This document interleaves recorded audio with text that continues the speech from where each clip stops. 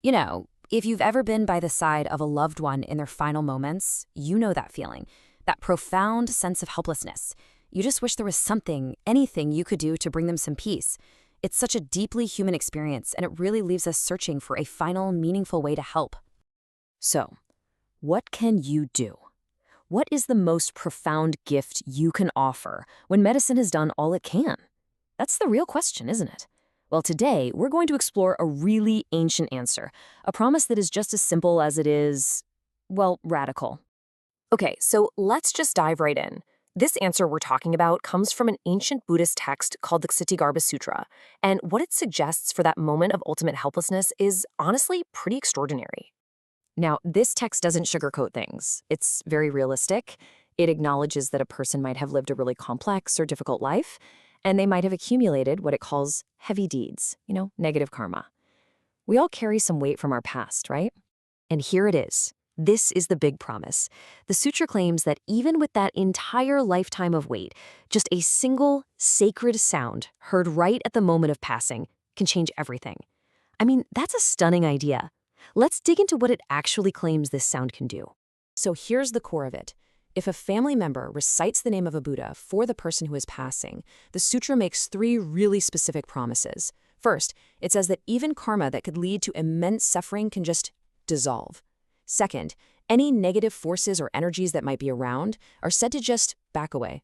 And third, a compassionate light appears to guide the soul to a peaceful place. But how? How could that possibly work? How can one sound really outweigh an entire lifetime? Well, the answer lies in this really fascinating concept about the nature of our consciousness at the very, very end of life.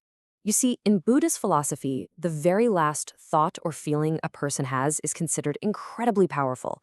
It's called the final thought moment, or manyap in Korean. And this single moment has all the momentum to basically set the direction for what comes next. So by introducing a sacred, peaceful sound at that exact critical moment, you're essentially changing the trajectory from fear to peace. And to explain this, the source text uses this beautiful metaphor.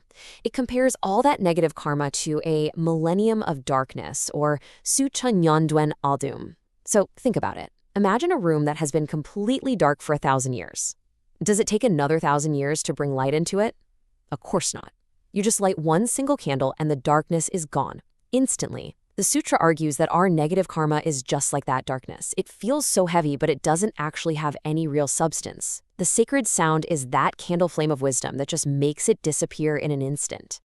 Now, I know this might all sound a bit like mysticism, but what's really fascinating is how this ancient wisdom lines up so well with modern scientific and psychological insights into the dying process. And here's the connection. Modern science has actually confirmed that hearing is the very last of our 5 senses to go. Even when someone appears totally unconscious, totally unresponsive, their auditory sense is likely still active.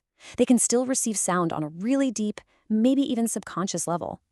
So, you can almost think of this practice as another kind of palliative care. You have modern medicine, which provides painkillers for the body's physical suffering, and then you have this practice, which offers a kind of spiritual painkiller to ease the soul's anxiety and fear.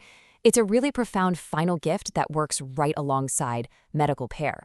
And, this practice isn't just a gift for the person who's passing away, it's also an incredible gift for the living.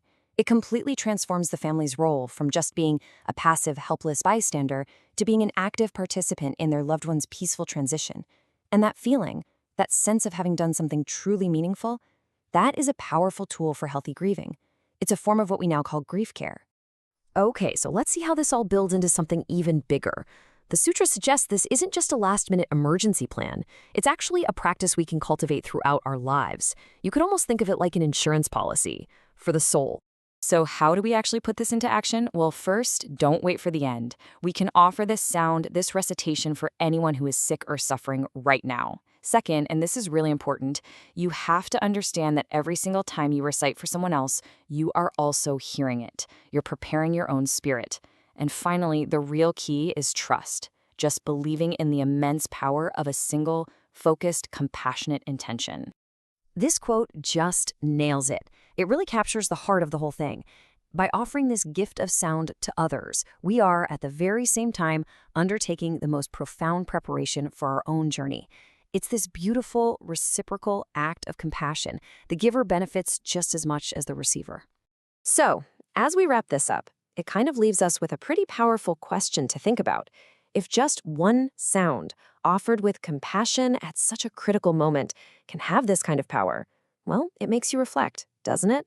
What's the power of our own words, our own sounds? What are we choosing to create for ourselves and for the people around us every single day?